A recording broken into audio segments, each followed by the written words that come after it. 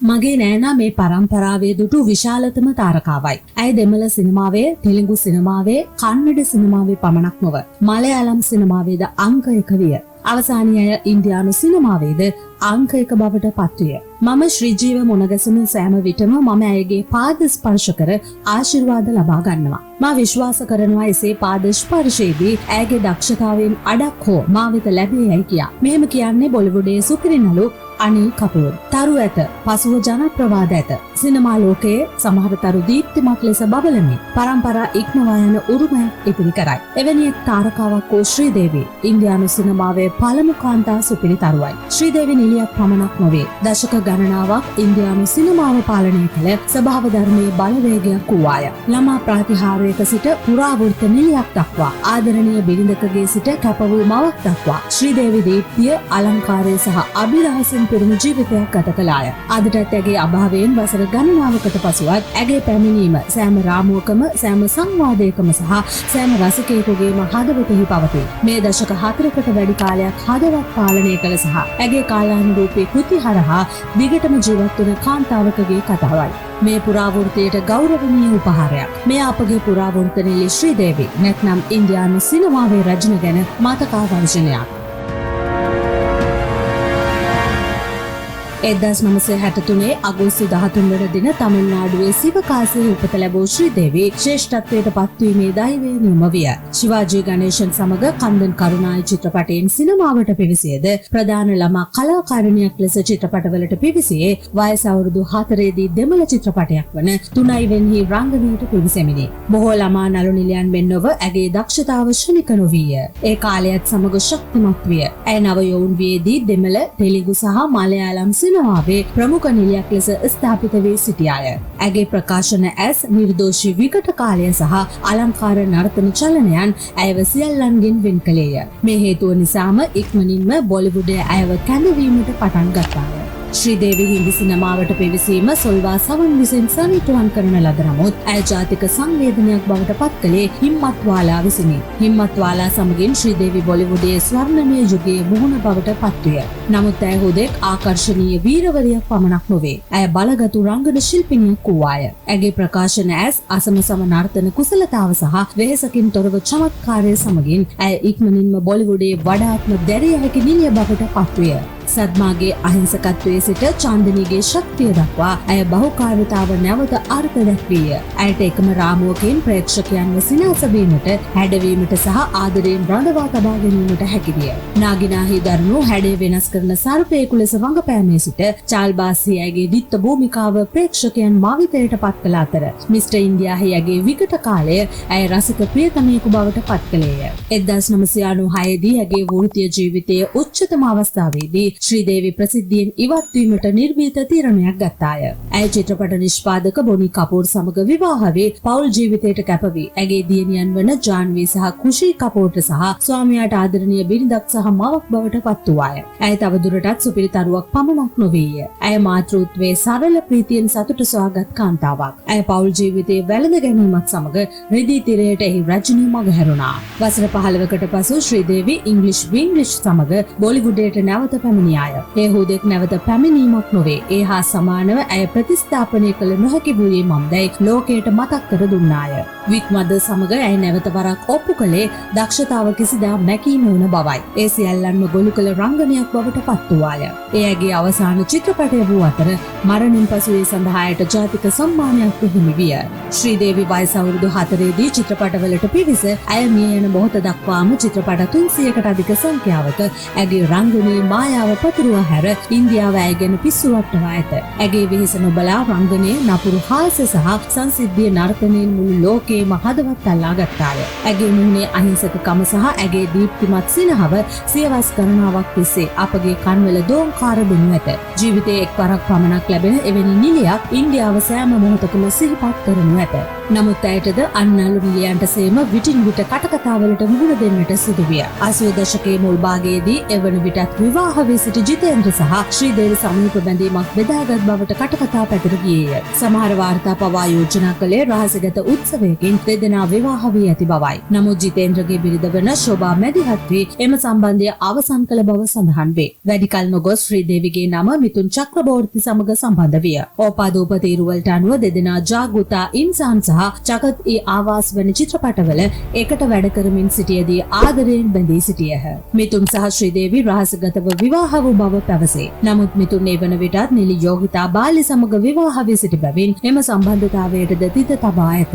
ඒත් සමගම ජනප්‍රිය කතාව වූයේ ශ්‍රීදේවි සහ බොලිවුඩයේ තවත් ප්‍රසිද්ධ නිලියක් වූ රේඛා සමග සීතල යුද්ධයක් බෙදාගත් බවයි. ඔවුන් අතර ආතතිය ආරම්භ වූයේ ජුදායි චිත්‍රපටයේ රේඛා වෙනුවට ශ්‍රීදේවි රංගපෑ සිට බව කියනු ලැබේ. චිත්‍රපටයේ අහිමි වීම ගැන රේඛා කලබල වූ බවත් ඉන්පසුව නිලියන් දෙදෙනා කිසිවිටකත් එකිනෙකාව හමු නොවූ බවත් කර්මාන්ත අභ්‍යන්තරිකින් ප්‍රකාශ කළහ. ඔවුන්ගේ කටකතාවලට තුබුදුන් තවත් හේතුවක් වූයේ නිලියන් දෙදෙනාම ඔවුන්ගේ ඇදහියෙන් හැකි සුන්දරත්වය සහ රංගන කුසලතාව සඳහා ප්‍රසිද්ධ වූ බවත් බොහෝ විට සමාන චරිත සඳහා තරග කළ බවත්ය. කෙසේ වෙතත් ඔවුන් කිසිවිටකත් කිසිදු ගැටුමක් විවෘතව සාකච්ඡා කළේ නැත. ශ්‍රීදේවිගේ සුන්දරත්වය මිලියන ගණනක් අගය කළ නමුත් ඇය රූපලාවන්‍ය ක්‍රියාපටිපාටිවලට භාජනීය වූ බවට නිරන්තර කටකතා පැවතුණි. නාසයේ වෙනස්කම්, තොල් පිරවුම් සහ බොටොක්ස් පිළිබඳ සම්ප්‍රේක්ෂණ බොහෝ විට ටැබ්ලොයිඩ් වල පැතිර ගියේය. ශ්‍රීදේවි කිසිවිටකත් කිසිදු සත්කමක් විවෘතව පිළිගත්තේ නැතත් සමහර කර්මාන්ත අභ්‍යන්තරයකින් කියා සිටියේ ඇයගේ තරුණ පෙනුම පවත්වා ගැනීමට උමතු වී ඇති බවයි. සමුඛ සාකච්ඡාවකදී ඒ ගැන විමසූ විට ශ්‍රීදේවි එම ප්‍රකාශ ප්‍රතික්ෂේප කරමින් ඒක වේශ නිරූපණය සහ හොඳ සමරකවරණයක් පමණයි යයි පවසුවාය. නමුත් කටකතා කිසිවිටකත් සැබවින්ම පහව ගියේ නැත. ශ්‍රීදේවිගේ ජීවිතයේ වඩාත්ම කතාබහට ලක් වූ අංගයක් වූයේ නිෂ්පාදක බොනී කපූර් සමග ඇති ඇගේ සම්බන්ධතාවයයි. ශ්‍රීදේවි සමග ආදරයෙන් බැඳුණු විට බොනී කපූර් එවන විටත් මොනා ශෝරි කපූර් සමග විවාහ වී සිටියේය.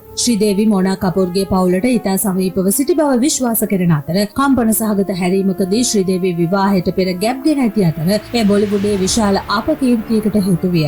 අවසානයේ බොනී මොනාගෙන් දික්කසාද වී 1996 දී ශ්‍රීදේවි සමග විවාහ වූ නමුත් ඔවුන්ගේ ප්‍රේම සම්බන්ධයේ වටා ඇති මතභේදය වසර ගණනාවක් සිරස්තලවල පවතුණි. පසු කාලීන සම්මුඛ සාකච්ඡාවලදී මොනා කපූර් ශ්‍රීදේවිගෙන් තම සැමියා හිමිවීමේ වේදනාව ගැන ඉඟි කර තිබුණේ. කෙසේ වෙතත් සියලු ඍණාත්මක බව නොතකා ශ්‍රීදේවි සහ බොනීගේ ආදර කතාව පැමිණි අතර ඇගේ ඛේදජනක මරණය දක්වා ඔවුන් එකට සිටියහ.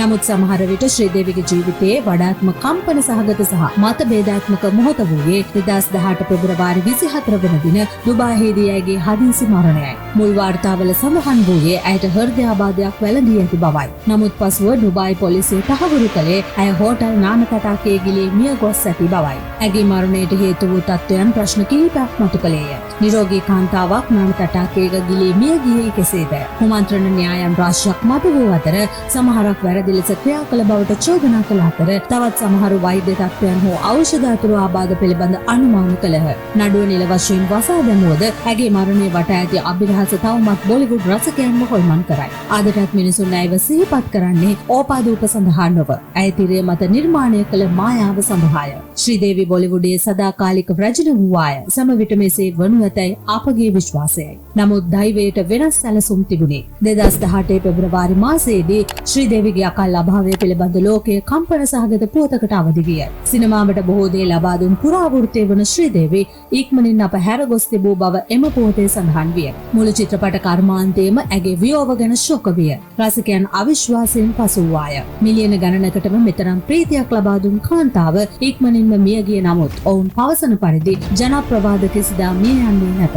ජනප්‍රිය නිලී ශ්‍රීදේවි 2018 වසරේ ජීවිතක්ෂයට පත් වුණේ ඇගේ අනපේක්ෂිත සහ හදිසි මරණය ගැන සියල්ලන් තුළ කම්පනයක් ඉදිරි කරමිනි. ඉන්දියානු සිනමා ඉතිහාසයේ විශිෂ්ටතම කාන්තා සුපිරිකරුවක් වන ඇගේ මරණය බොහෝ දෙනෙකුට අදහාගත නොහැකි දෙයක් වුණු අතර ඇගේ සැමියා වන චිත්‍රපට නිෂ්පාදක බොනී කපූර්ටද ඇගේ මරණයෙන් දැඩි පීඩනයක් එල්ල විය. ඇය 2018 පෙබරවාරි 24 වන දින දුබායිදී මිය යන විට 54 වන වියේ පස වුණා. ශ්‍රීදේවිගේ දුක්ඛිත වියෝව ගැන මෙතෙක් නිහඬව සිටි බොනී කපූර් ප්‍රථම වරට මෑතකදී ද නිව් ඉන්ඩියන් සමග සම්මුඛ සාකච්ඡාවකදී ඔහුගේ මරණය පිළිබඳ මුළුමනින්ම විවෘත වුණා. ඇගේ මරණයට හේතුව ඇදහිය නොහැකි තරම් දැඩි ලෙස සිය ආහාර වේලෙන් ලුණු පාලනය කිරීම බව ඔහු පවසා සිටියා. ඒ ස්වභාවික මරණයක් නොවන බවත් එය හදිසි හදිසි මරණයක් බවත් ඇගේ මරණයෙන් පැය 48ක් පමණ ඒ ගැන පරීක්ෂණ කර තමාගෙන් ප්‍රශ්න කිරීම සිදු කළ නිසා ඉන්පසු නිහඬව සිටීමට තීරණය කළ බවයි ඔහු පවසා සිටියේ. එහිදී ඉන්දියා මාධ්‍යවලින් දැඩි බලපෑම් එල්ල වුණ අතර ඔහු සියලුම පරීක්ෂණ සඳහා මුහුණ දී සියලු දෙයින් නිදහස් වූ බවද ඔහු පවසා තිබෙනවා. බොනි කපූර් වැඩිදුරටත් පැවසුවේ ඇය නිතරම කුසගින්නින් පෙළෙන බවත් ඇයට හොඳ පෙනුමක් ලබා ගැනීමට අවශ්‍ය වූ බවත්ය. ඇයට අවශ්‍ය වූයේ ඇගේ පෙනුම හොඳ තත්ත්වයෙන් තබා ගැනීමටයි. එවිට තිරිය මත ඇයට හොඳ පෙනුමක් ඇති බව ඇය විශ්වාස කළා. ඇය මා සමග විවාහ වූ දා සිට අවස්ථා කිහිපයකදීම ඇයට ක්ලාන්තය ඇති වූ අතර වෛද්‍යවරයා දිගින් දිගටම පැවසුවේ ඇයට අඩු රුධිර පීඩනය ඇති බවයි බොනි කපූර් පවසා සිටියා. ආහාර ගැනීමේදී කළ දැඩි පාලනයන් හේතුවෙන් මීට පෙර රෝගත කිරීමක් අතරතුර ඇයට දතක් අහිමි වූ බවද ඔහු පවසා සිටියා. නාගර්ජුන සමග කළ රෝගත කිරීමක් අතරතුර නාන කාමරය තුර ක්ලාන්තයක් ඇති වී ඇද වැටීම හේතුවෙන් ඇගේ දතක් ගැලවී ගිය බව ඔහු පවසා තිබෙනවා. ඔවුන්ගේ විවාහයෙන් පසු ශ්‍රීදේවි දැඩි ආහාර වේලක් අනුගමනය කිරීමට පුරුදුව සිටි බවත් එබැවින් ඇගේ ආහාරයට ලුණු ස්වල්පයක් එක් කිරීමට නිර්දේශ කරන ලෙස ඔහු තම වෛද්‍යවරයාගෙන් ඉල්ලා සිටි බවත් ඔහු මෙහිදී වැඩිදුරටත් සඳහන් කළා. රාත්‍රී භෝජන සංග්‍රහයේදී පවා ඇය ලුණු රහිත පිඟන් ඉල්ලා සිටි බවත් අවාසනාවකට මෙන් ඇය මේ බැරෑරුම් ලෙස සිටුවේ නැති බවත් බොනි කපූර් තවදුරටත් පවසා තිබෙනවා. ශ්‍රීදේවිගේ නික්ම යාමෙන් පසු විශේෂයෙන් ජාන්වී කපූර් ඇගේ උරුමය ඉදිරියට ගෙන ගොස් ඇත. නමුත් ශ්‍රීදේවි තිරයට ගෙන මායාව කිසිවිටක ප්‍රතිස්ථාපනය කළ නොහැක. ඇගේ සදාකාලික චිත්‍රපට අසමසම රංගනයන් සහ ඇගේ රසිකයන්ගේ ආදරය තුළින් ශ්‍රීදේවි ජීවත් වේ. ඇය අප සමග පෞද්ගලිකව නොසිටිය හැකි නමුත් ඇගේ මායාව සදාකාලිකයි. පුරාවෘත්තයක් කිසිදාම කී නොයයි. ඇය මේ ලෝකයෙන් සමුගෙන ඇති නමුත් සෑම ගීතයකම සෑම සංවාදයකම සහ ඇයට ආදරය කළ සෑම හදවතකම ශ්‍රීදේවි ජීවත් වේ. ශ්‍රීදේවි නිලියක් පමණක් නොවේ. ඇය යුගයක්, සංසිද්ධියක්, හැඟීමක් විය. ඇය ඉතා ඉක්මනින් අප හැරගියද ඇගේ උරුමය ඉදිරි පරම්පරාවන්ට ආශාදයක් ලබා දෙනු ඇත. බොලිවුඩයේ සම විටමෙහි පළමු කාන්තා සුපිරිතරුව වන ශ්‍රීදේවිව සිහිපත් කර අගය කරනු ඇත. අපගේ ලෝකේ වඩාත් ලස්සන කිරීම ගැන ශ්‍රීදේවි ඔබට අපගේ ස්තුතිය.